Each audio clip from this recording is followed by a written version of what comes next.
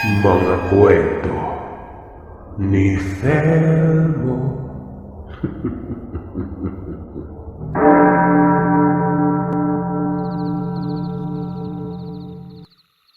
Magandang araw, Sir Seth, at sa lahat ng nakikinig sa channel mo.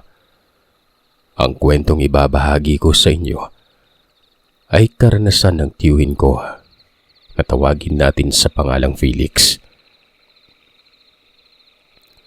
Ayon sa kanya, nasa edad 24 siya nang maranasan niya ang pangyayaring ito. Isang beses noon ay nasa kahabaan na ng pagbabiyahe ng tiyuhin ko. Kasamang kaibigan niyang si Albert pauwi sa liblib na purok sa parte ng Samar. Nakaramdam umano siya ng antok noon. Nakailang beses pa siyang humikab-hikab at tinampal-tampal ang miski. Nang sa gayon ay hindi tuluyang maipikit ang mga mata at makatulog.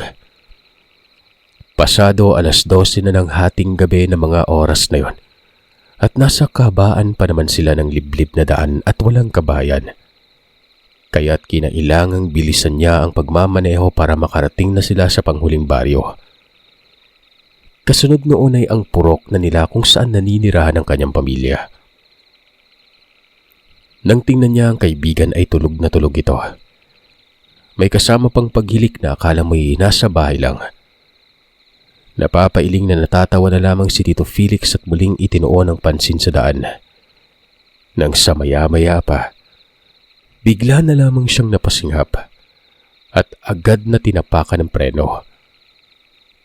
Meron siyang nakitang babaeng lumabas mula sa talahiban at walang lingon-lingong mabilis na tumawid noon. Pero kahit natapakan niya ang preno ng sasakyan ay huli ng lahat dahil nabundol niya ng babaeng agarang tumawid. Kamuntikan pang sumubasob ang pagmumukha niya sa manibela. Ang kaibigan niya naman ay sumubasob ang pagmumukha nito sa bintana ng sasakyan noon. Dahilan para magising at natatarantang nagtanong kung anong nangyari. Hindi niya sinagot ang tanong ng kaibigan. Nagmadali siyang lumabas ng sasakyan para tingnan ang kalagayan ng babaeng nabundol niya. Napamura pa siya sa kanyang isipan at napawikang mukhang makakapatay pa yata umano siya nang wala sa oras noon. Walang hiya talaga. Dapat talaga umidlip na muna ako kanina nung si Albert yung nagbaneho eh. Bro, anong nangyari? Bakit ka lumabas ng sasakyan? Tanong sa kanya ni Albert. Ultimong si Albert ay lumabas na rin noon. Halos lukuban na ng kabang nararamdaman at takot ang tiyuhin ko nang makita niya ang babaeng nakahandusay sa lupa't nakadapa. Hindi niya alam kung ano ang gagawin sa pag-aakalang patay na ito. Dagli-dagli niya itong nilapitan at agad na sinuri ang kalagayan. Nang maiharap na niya ang babae at makita ang kabuuan ng mukha niya, ay mas lalo pa siyang natakot nang makita niyang may bahid ng dugo sa noo ito. Kaagad namang lumapit sa kanya si Albert at mabilis nang hinawakan ang pulsuhan ng babae para alamin kung buhay pa. Nang makumpirma nilang may tibok pa ang pulso nito at humihinga pa, dali-dali na nila itong isinakay at ipinahurot ni Tito Felix ang sasakyan. Sa lalong madaling panahon ay sana makarating na sila kagad sa bahay at makahingi ng tulong. Hindi kasi pwedeng dalhin nila sa ospital ang babae. Mas lalo lamang silang matatagalan dahil sa halos 2 oras pa ang bubunuin nila bago marating ang bahay pagamutan. Makaraan ng ilang minuto ay nakarating na sila sa bahay. Kaagad nagtulong-tulong silang ipinasok sa loob ng bahay ang babae at agad na ginamot ang sugat nito sa noo. Mabuti na lang at hindi naka-duty ang kapatid ni Tito Felix na si Tita Vina sa bahay pagamutan, kaya ito ang gumamot sa babae noon. Habang ginagamot ang walang malay, tinanong naman ni Lola Carmela si Tito Felix kung ano ang nangyari sa babae. Ipinaliwanag ng tiyuhin ko ang lahat. Pinaniwalaan naman siya ng kanyang ina. Nangatwiran rin naman si Albert sa pamilya ni Tito Felix na hindi naman talaga sinasadya ang mga nangyari noon. Natigil lamang ang mala-imbestigasyong ginagawa ni Lola Carmela sa dalawa. nung sinabi ni Tita Vina kay Lola Carmela na nasa maayos ng kalagayan ng babae. Hintayin na lamang itong magising at saka tanungin kung bakit nasa kalsada ito nang 10 oras ng gabi. Salamat naman kung ganon. Kayong dalawa talaga pinakabanyo ako. Akala ko talaga kung ano na ang nangyari dyan sa babaeng dinala niyo dito. Mama naman, anong tingin mo sa aming dalawa ni Albert? Mamamatay tao. Nang gabing yon ay konti lamang ang tulog nila. Binabantayan nila ang babae kung kailan ito magigising nun. Habang mahimbing na natutulog ang babae, hindi maiwasan ni Tito Felix na mapatingin sa mukha nito. Habang tumatagal na pinagmamasdan niya ito, hindi niya maipagkailang napakaganda nun. Napakaamo ng mukha nito. Tama lamang ang tangos ng ilong at may malalantik na pilikmata. Nakailang beses niya pang ipinilig ang ulo at ibaling sa ibang atitsyon nang sa gayon ay hindi kung ano-ano ang pumapasok sa kanyang isipan. Kinabukasan paggising niya ay agad na pumunta siya sa may kusina para magtimpla ng kape.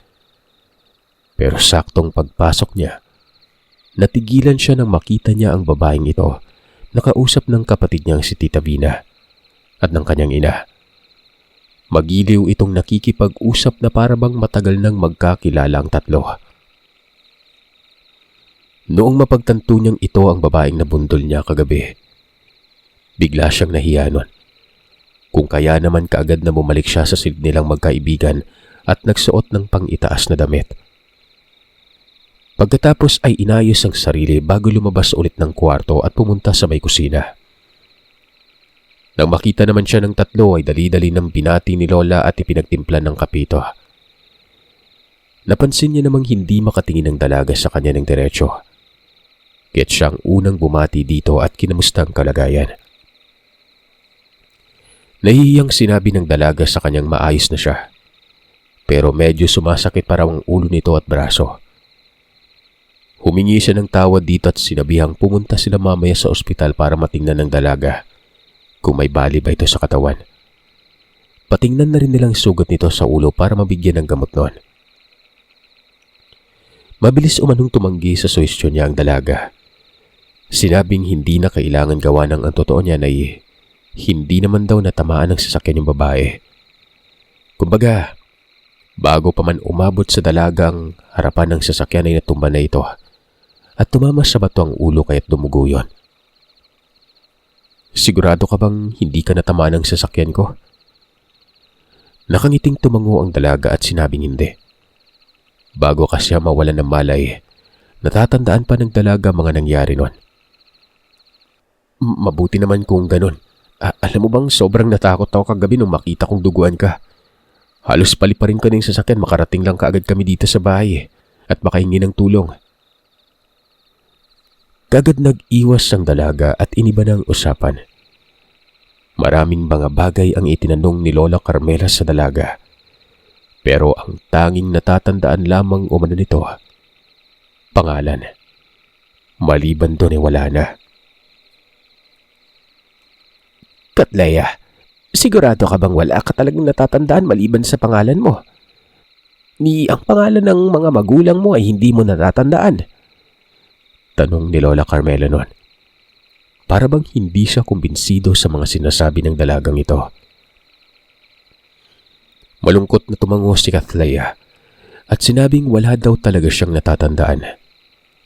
Ang totoo nga niyan umano ay kanina niya pa iniisip kung saan siya nanggaling at kung bakit siya napadpad ng gabing yon sa liblib na daan. Ang tanging natandaan niya lang ay patawid na raw sana siya pero agad na natigilan siya nang may bumulagang sasakyan sa harapan niya. Dahilan para matumba ito.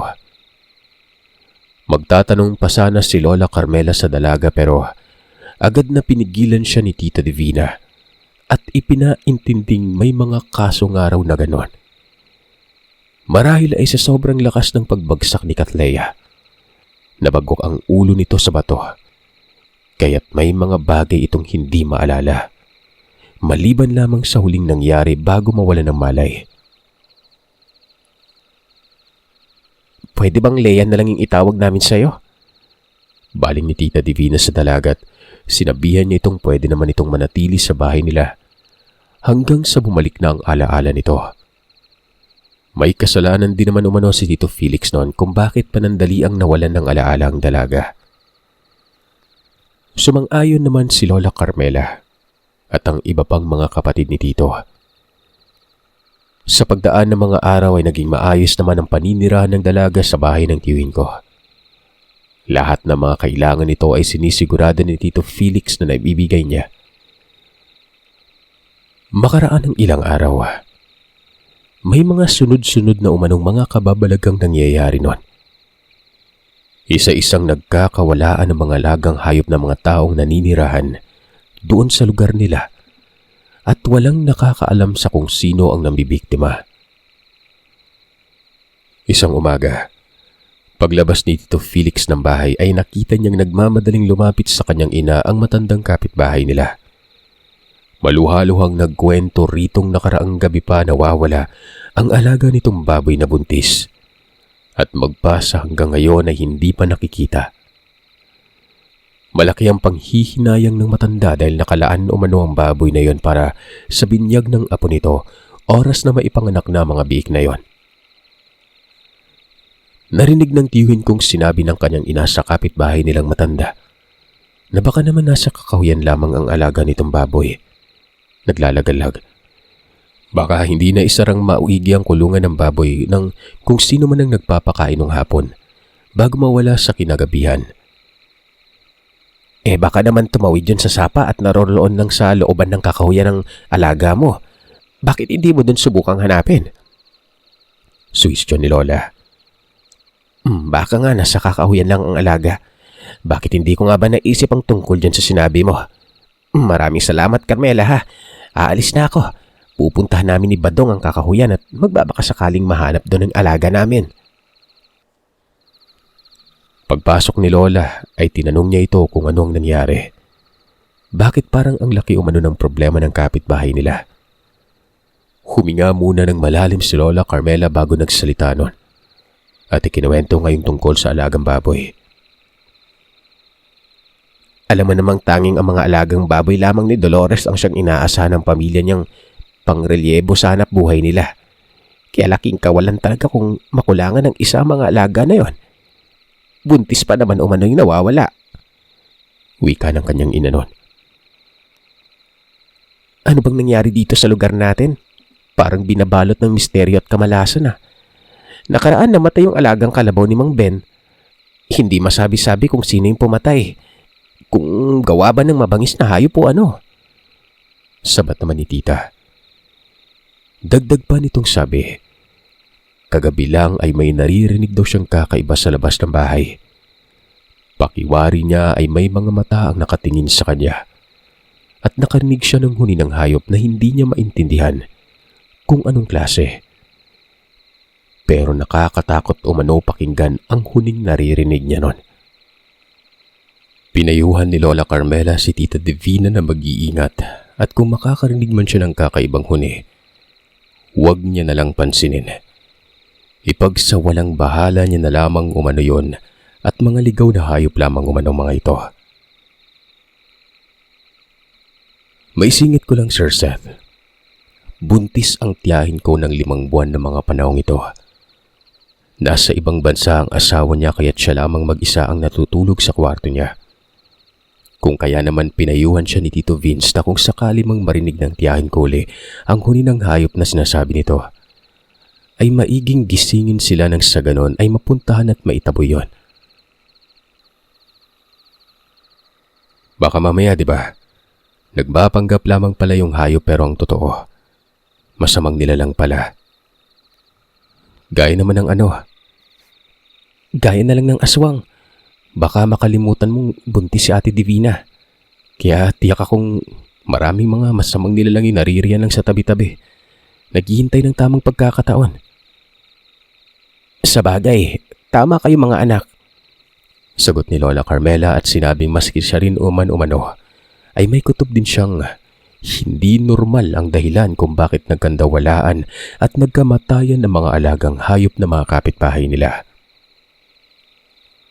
Nang tingnan ni Tito Felix ang dalaga ay tahimik lamang itong nakaupo sa tabi ng bintana at matamang nakikinig lamang sa pinag-uusapan nila. Pero magkagayon pa man ay napapansin niyang parang ang likot ng mga mata nito. Base sa nakikita niya ay parang kinakabahan nito at hindi mapalagay. Tuloy ay hindi niya maiwasang kabahan nun. Ikaw, Iha, nakaraang gabi ba ay may napapansin ka bang kakaiba sa paligid? Alam mo kasi sunod-sunod na ay nakakatakot na nangyari dito sa lugar natin. Kaya't kung may napansin ka mang kakaiba magsabi ka lang para maaksyonan ka agad natin ha. Mahirap na at baka mamaya niyan isa ni pala sa atin yung susunod na pinagpaplanuhan ng nilalang na yon. Untag na saad ni Lola Carmela sa dalaga. Sunod-sunod na umiling ang dalaga at sinabing wala naman daw siyang napapansin. Tsaka kung sakaling meron man, magsasabi din naman umano ito kaagad. Isang gabi noon, nagising si Tito Felix dahil sa sobrang init sa loob ng kwarto niya. Halos maligo siya ng sobra sa pawis noon. Bumangon ito at hinubad ang damit para kahit papano ay maibsan ang init na nararamdaman. Noong akmang hihiga na sana siya uli ay nakarinig ito ng may hinang langit-ngit at yapak ng mga paa. Hindi niya na sana papansinin ng mga bagay na yon. Ang kaso nga lang maya-maya ay narinig niyang bumukas ang pintuan ng bahay. Kung kaya't na itanong niya sa sarili kung sino ang lumabas ng bahay ng 10 oras ng gabi. Marahang binuksan niya ang pintuan ng silid at mula sa siwang ay sumilip siya para malaman kung sino yon. Saktong pagsilip niya, nakita niya ang dalagang nagmamadaling lumabas. Si Leia yun na. Ano yung gagawin niya kaya sa labas? Teka nga, masundat nga't baka mamaya ay mapahamak pa siya. Hindi niya na nagawa pang kunin ang damit pang itaas para maisuot ulit yon. Ang ginawa niya ay nagmadali na lamang itong lumabas at sinundan ng dalaga. Nang nasa labas na siya ng bahay, saglit siyang huminto at nagpalingalingat, tinanong ang sarili kung nasaan na ito. Bakit bigla na lang nawala? Wala pa mang ilang segundo ay nakarinig siya ng mga yapak ng paa at nasa likuran yun ng bahay nila. Pumasok sa kanyang isipang baka ang dalagang yon kaya naman nagmamadali ng tinahak ni Tito ang daan papunta sa likuran ng bahay. Mabuti na lang at kahit papano ay may pang magdamagang ilaw silang nakasinde sa gilid ng bahay kaya't hindi siya nangangapang bagtasin ang daan papunta sa likuran nun. Habang naglalakad siya papalapit sa likuran, sa hindi mawaring dahilan ay nakakaramdam umano ng takot ang tiyuhin ko. Wari ba'y may hindi magandang madadatnan nito sa likuran ng bahay nila? Nakailang beses pa siyang huminga ng malalim para maibsan lamang ang kabang nararamdaman. Pero kahit na ano pa man ang gawin niyang pagpapakalma sa sarili, hindi niya magawa-gawa. Mas lalo lamang siyang kinakabahan. Pagdating niya sa likuran ng bahay, mabilis niyang sinuong ang talayban nang matanaw niyang medyo nakalayo na ang dalaga. Tatawagin niya sana ito at pababalikin sa loob ng bahay. Pero hindi yun natuloy. Saglit siyang natigilan sa paglalakad nang biglang huminto ang dalaga. Walang tigil na kumakamot sa sarili. Na para bang nahiga dito habang umaangil na akala mo'y pusang inaagawan ng pagkain. Nag-iba na rin ang simoy ng hangin sa paligid at nakaramdam siya ng panlalamig. Nang makabawi sa pagkabigla ang tiyuhin, naghanap siya ng mapagtataguan. Nang sa ganun ay hindi siya makita o hindi malaman ng dalagang sinusundan niya ito. Nang makahanap na siya ng mapagkublihan ay mabilis na siyang nagtago nun. Pagkatapos ay palihim niyang pinagmamasdan kung ano ang ginagawa ng dalaga. Ayon pa sa tiyuhin ko, kahit na may kadiliman ng kinaroroonan ng dalaga, ay nakita niya ang kabuuan ng itsura nito at kung ano ang ginagawa. Pigil lang hiningang pinagmamasdan niyang unti-unting may tumutulong balahibo sa katawan nito na animoy balahibo ng unggoy. Isang kurap lamang na mga mata niya. Biglang naging mabagsik ang pagmumukha ng dalagat. Nagkaroon ng magkabilang pangil ang bibig nito. Kaya naman mas lalong nataranta ang tiyuhin ko't hindi na napigilan ng sariling kilabutan. Nagulat naman si Tito Felix at kamuntik-muntikan pang makagawa ng ingay nang may biglang kumalabit sa kanya mula sa likuran. Buti na lang at paglingon niya ay namukhaan niya kung sino ang kumalabit sa kanya. Walang hiya. Anong ginagawa mo dito, Albert? Ano pa nga ba, hindi sinusundan ka? Tama yung hinala ko, bro. May kinalaman yung dalagang pinatuloy niyo sa bahay. Sa mga nangyayari dito sa purok niyo. Una pa lang talaga duda na ako sa taong yan eh. Kunot noong tiningnan ni Tito Felix ang kaibigan na tinanong kung bakit hindi nito sinabi sa kanyang tungkol sa pagdududang nararamdaman niya. Hindi na nakasagot ang kaibigan niya dahil sa nakita na lamang nilang dalawang mabilis nang tumakbo ang dalaga palayo. Habulin natin! Ayaw niya sanang habulin pa ito at baka may mangyari pa sa kanilang hindi maganda. Ang kaso ay wala na siyang nagawa pa kundi ang sumunod na lamang sa kaibigan niya. Hindi niya naman kasi pwedeng hayaang mag-isa si Albert dahil tiyak mayayari siya sa pamilya nito. Dahil ang alam ng mga yon na minsan sa bahay niya namamalagi ang kaibigan.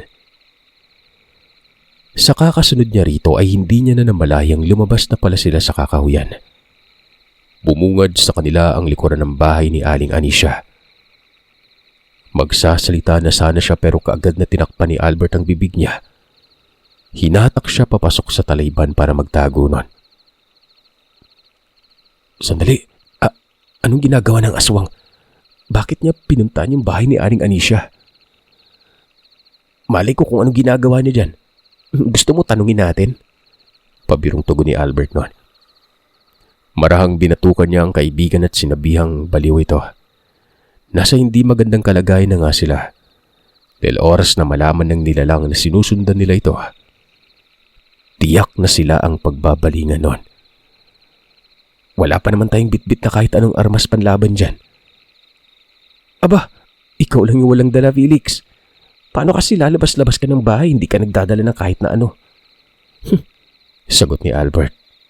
At inilabas mula sa bulsa ang gadangkal na kutsilyo. Nagulat naman si Tito Felix sa kaibigan nang may inilabas pa ito mula sa likuran at inilabot sa kanya. Ano to? Buntot pagi yan. Pinahiram sa akin ng kapitbahay niyong si Mang Emmy. Kanina kasing umaga nakausap mo siya eh. Sinabi niya sa akin na hindi maganda yung kutob niya sa dalagang pinatuloy niyo. Nung sabihin ko naman na tungkol dun sa kutob ko din na parehas kami, aba, walang isip-isip na pinahiram niya ako ng buntot pagi. Tsaka nitong kutsilyo. Sabi niya kapag nasaksak ko daw yung aswang, hindi daw gagaling yung sugat. Nga pala Sir Seth, may singit ko lang. Itong si Mang Isme, manghihilot sa lugar. At kahit papano ay may alam din ito patungkol sa mga ganitong nilalang. Naguguluhang tinanggap ni Tito Felix ang buntot pagi na binigay sa kanya ng kanyang kaibigan. Itatanong niya pa sana kung ano pa ang mga sinasabi ng kapitbahay niya. Nang sa walang ano-ano agad na napatingin sila sa bahay ni Aling Anisha nang marinig nila ang malakas na sigaw ng anak nito. Pagtingin nga nila sa taas ng bubungan, nakita nila ang nilalang na marahan ng gumagapang na parang paniking nakadapo nun. Nagbabaga ang mga mata't panay ang pagtunog nito ng tunog ng wakwak.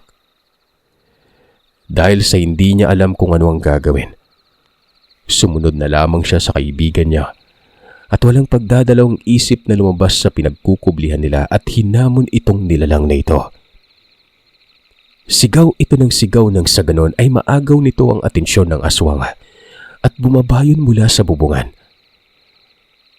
Nagtagumpay naman ang mokong Sir Seth. Ika nga ng tiyuhin ko. Dahil sa dahan-dahang bumaling ang aswang sa kaibigan niya at humunin ng nakakakilabot.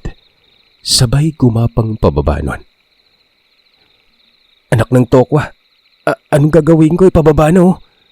Natarantang wika ni Albert at tinawag si Tito Felix para magpatulong. Sira ka kasi. Akala ko ba matapang ka? Bakit parang biglang nabag yung buntot mo? Hindi mo na alam yung gagawin mo, no? Tapang-tapang mong hamunin yung aswang kanina. Maski umano si Tito ay hindi niya alam kung anong gagawin. Pero ang mas ikinagulat ng tiyuhin ko, sa lahat ng ginawa ng kaibigan niya, ay noong tawagin nito ang matandang si Aling Anisha at humingi ng tulong. Baliw, nasaan yung tapang mo kanina? Hindi ka talaga nag-iisip. Alam mo bang oras na lumabas yung matandang tinawag mo dyan sa loob? Siya yung kauna-unahang mapapahamak sa ating tatlo eh. Hindi na napigilang mainis ni Tito Felix sa kaibigan dahil kanina lang napakatapang niya eh. Gusto ko lang naman masubukan tong kutsilyo ni Mang Imi. Kundi talaga bang tunay tong nakakapatay eh. Yun naman pala plano mo eh. Baka hindi mo salubungin yan. Saksakin mo para matapos na. Takot namang nagwika si Albert sa kanya na kung paano kung magkamali siya. Na imbis na masaksak niya ang nilalang ay baka siya pa ang lapain nito. Nasa kalagitnaan nga sila ng pag-uusap nang biglang tumalon sa harapan nila ang nilalang. At walang pag-aalinlangang dinambahan si Albert. Sinakal sa leeg gamit ang isa nitong kamay na may mahabang kuko. Samantalang si Tito Albert naman ay hindi nakapaghanda. Malakas itong tumilapon matapos sipain ng nilalang. Sa pagkabigla niya ay nabitawan niya ang hawak-hawak na buntot pagi. Medyo nabibingi siya nun. Nakita niyang pilit na nagpupumiglas ang kaibigan niya mula sa pagkakasakal ng aswang at nababanaag niyang pilit na inaabot ng kaibigan niya ang patalim na sa di kalayuan sa kinasasadlakan nito. Utal-utal na humihingi ng tulong sa kanya si Albert. Napapangiwing napapahawak naman si Tito Felix sa ulo ng maramdaman niya ang panandaliang pagkahilo. May nakapa siyang likido at mainit-init pa yon.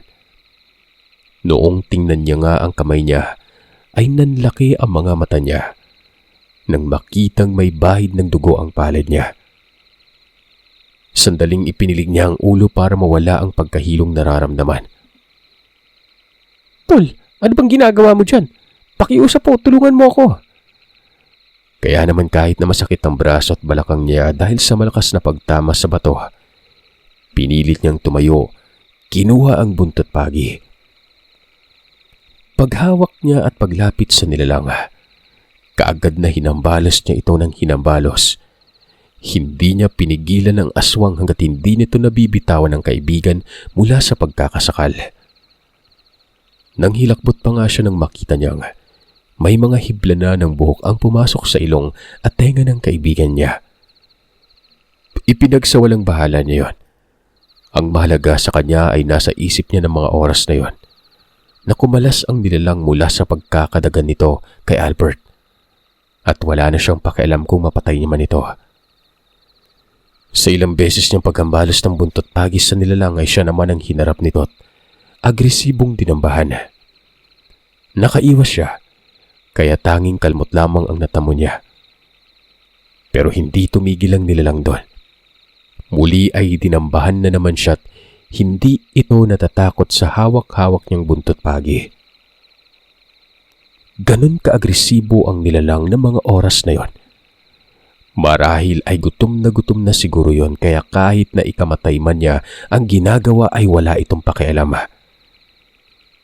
Panay ang pag-ubo ni Albert at tila nahihirapan itong makahinga. Tinanong ni Tito ang kaibigan kung ayos lamang ba ito. Sa naghihingalong boses at walang tigil sa kakatahol dahil sa ubo ay tumango ito. Basta mapatay lamang daw nila ang nilalang, huwag siyang mag-alinlangan. Dahil kung hindi, mukhang sila ang papatay nun. Nalingat lamang si Tiwi ng ilang segundo. Dinambahan na naman siya. Nagpagulong-gulong ito sa lupa. Nabitiwan niya ang buntot ng pagi. Halos mapuno na umano ng kalmot ang braso niya. Pero ganun pa man ay hindi siya nagpadaig.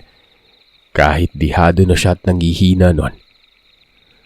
pilit pa rin siyang lumalaban. Hanggang sa may makapa siyang may kalakihang bato noong paibabawan siya ng nilalang. Kinuha niya yon at buong lakas na inihampas sa nilalang. Umatungal ng pagkalakas-lakas ang nilalang na yon.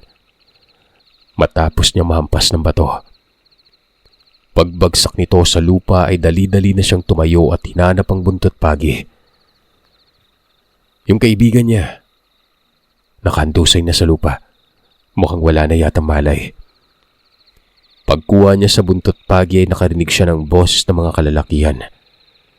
Nang tingnan niya ang bakuran ni Aling Anisha, ay may 4 na kalalakihang may dalang sulo ang mabilis nang tumakbo papalapit sa kanila. Isa na doon si Mang Emmy. Inutusan ni Mang Emmy ang mga kasama nitong habulin ng nilalang. Nang tingnan ni Tito Felix ang kinaroroonan ng nilalang ay wala na pala ito doon sa lugar. Nakatakbo na ito. Tumakas. Dali-dali namang tumakbo ang 3 kalalakihan patungo sa kung saan tumakbo ang nilalang na yon. Hindi na alam ni Tito Felix kung ano mga sumunod na nangyari. Tuluyan na kasing bumigay ang kanyang katawan. Nagising na lamang siyang nasa bahay na nila. May mga benda na sa katawan. Nakita niya ring maraming tao ang naroroon sa loob ng kanilang bahay at parang nakikiosyoso ang mga ito. Ang kaibigan niya naman, nakaupo na't may malay na. Kausap ang kanyang inat ni Mang Emmy. Na makita siya ni Mang Emmy ay nilapitan siya at kinamusta. Sinabi niya namang masakit pa ang kanyang katawan. Nahihirapan siyang igalaw yon. Huwag kang mag-alala, magiging maayos ka rin. Nagamot ko na ang mga sugat mo sa katawan. Sa makalawa o sa susunod na araw ay babalik na sa normal ang pagkilos mo. Ngayon ay magpahinga ka na muna. Grabe ang mga natamo mong sugat. Doon sa aswang na yon. Hindi na siya pinagpaliwanag pa ni Mang Emmy at ng kanyang ina. Alam na umano nila mga nangyari. Labis-labis naman ang pasalamat ng kapitbahay nilang si Aling Anisha dahil kung hindi sa kanilang dalawa, ay baka nabiktima na ng aswang ang anak niyang buntis noon. Humingi siya ng tawad sa matanda dahil aminado siyang kasalanan niya kung bakit kamuntikan ng mabiktima ng aswang ang anak nito. Na siya ang nagdala ng dalaga sa bahay nila. At siguro kung hindi niya yun dinala o kung pinaalis ka agad sa bahay at hindi ka agad nagtiwala, wala sanang mapapahamak na mga kapitbahay. Sinabi ni Mang Emmy sa kanya na wala siyang kasalanan. Sadyang mapandin lang lamang talaga ang mga ganong klaseng nilalang, kaya't napapaniwala siya kaagad nito. Hindi lang siya, dahil maging ang buong pamilya niya. Siguro ay naninirahan ang aswang na yun sa kabundukan at bumaba lamang dito sa lugar natin para mambiktima. Nagkunwaring nasagasaan para makuha ang loob ng taong nakasagasa. Ani pa ng matanda nun. Dagdag pa nitong wika ay malakas ang kutob nitong hindi lamang iisa ang nilalang na gumagala sa kapatagan para maghasik ng lagim. Dahil nakaraan lang ay may namataan siyang grupo ng mga taong kahina-hinala. May nabalitaan din umano si Mang Emmy sa mga karatig na may mga nagkakasakit na kabataan at may buntis na bigla-bigla na lamang nanganganak kahit hindi pa kabuanan. Pero paglabas ng sanggol, durug-durug na at may nawawalang ibang parte ng katawan. Magmula ng araw na yon ay naging alerto na ang lahat. Naglagay na sila ng mga pangontra ng aswang sa bawat bahay. Lahat ng mga dayuhang pumapasok sa kanilang purok, kinikilatis nila inaalam kung sinong kamag-anak ang pupuntahan sa kanilang purok noon. Kung saan nakatira o nanggaling ang mga ito. Ilang buwan nang nakalipas ay wala nang nangyaring kakaiba sa kanilang purok. Naging malaking aral na rin kay Tito Felix na huwag ka agad mabilis magtiwala at alamin agad ang pagkatao ng kung sinong nakikilala, mapa-aksidente man o hindi noon.